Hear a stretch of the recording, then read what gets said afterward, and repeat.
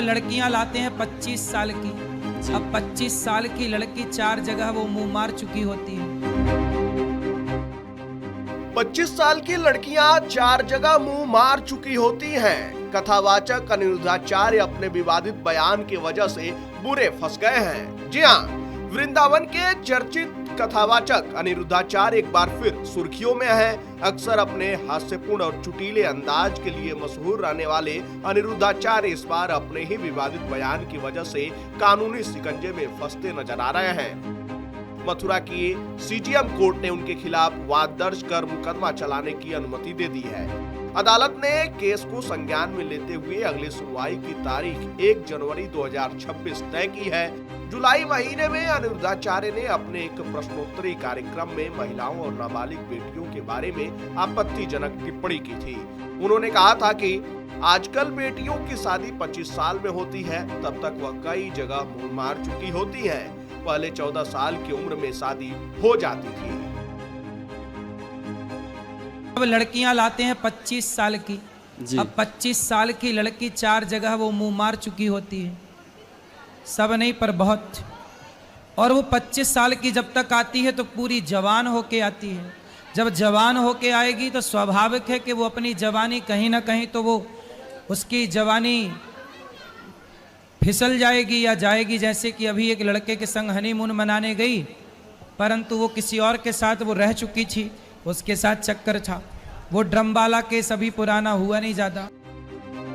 उनका यह बयान जैसे ही सोशल मीडिया पर वायरल हुआ, वैसे ही देश भर में गुस्सा फूट पड़ा। जगह जगह उनके पुतले फूके गए और लोगों ने सार्वजनिक रूप से उनसे माफी मांगने की मांग की। बड़ी संख्या में महिला संगठनों ने इसे महिलाओं का अपमान बताते हुए कड़ी आपत्ति जताई थी। इसी कड़ी में अखिल भारतीय हिंदू महासभा आगरा की जिला अध्यक्ष मीरा ठाकुर, जिनको मीरा राठौर भी कहा जाता है, उन्होंने कथावाचक के खिलाफ शिकायत दर्ज कराई। हालांकि वृंदावन पुलिस ने उस समय मामला दर्ज नहीं किया, जिसके बाद मीरा ठाकुर ने एसएसपी और जिला प्रशासन तक लिखित रूप से गुहार लगाई।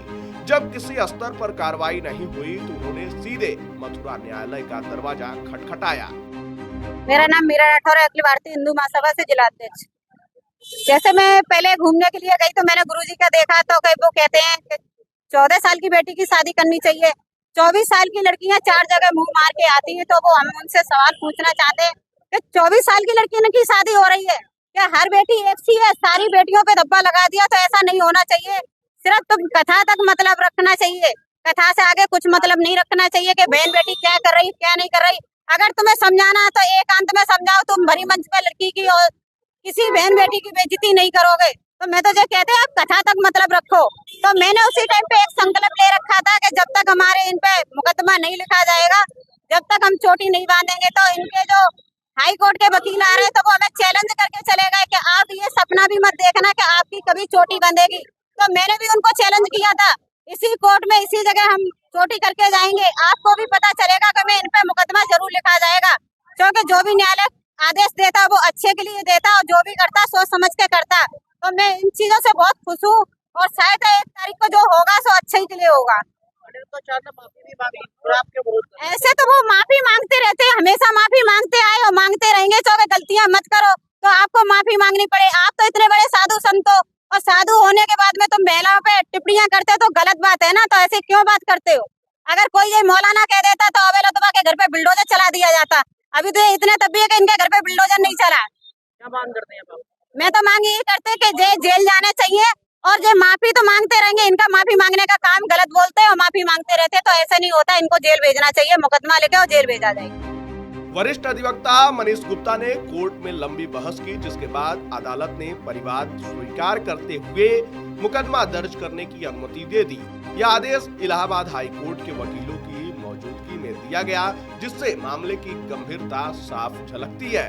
वही विवादित बयान सामने आने के बाद कई महिला अधिवक्ताओं ने इसकी शिकायत उत्तर प्रदेश महिला आयोग में भी की थी। आयोग ने बयान को अनुचित बताते हुए रिपोर्ट मांगी थी।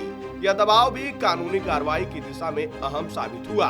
वही काफी लंबे इंतजार और संघर्ष के बाद अब मामला कोर्ट तक पहुंचने से हिंदू महासभा के कार्यकर्ताओं में खुशी देखी जा रही है।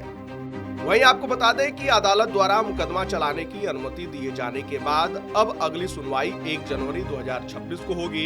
इस तारीख को अदालत यह तय करेगी कि कथावाचक अनिरुद्धाचार्य के विवादित बयान को लेकर आगे कानूनी कार्रवाई किस दिशा में बढ़ानी है।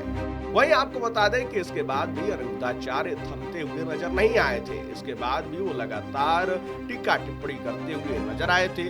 उन्होंने ये भी कहा था कि आखिर मैंने गलत क्या कहा है। आज के समाज में जो स्थिति देखने को मिल रही है उसके अनुसार ये बात तो सही ही है। खैर, इस पूरे खबर पर और अनिरुद्धाचार्य के इस बयान पर आपकी क्या राय है? आप अपनी राय कमेंट बॉक्स में हमारे साथ जरूर साझा कीजिएगा।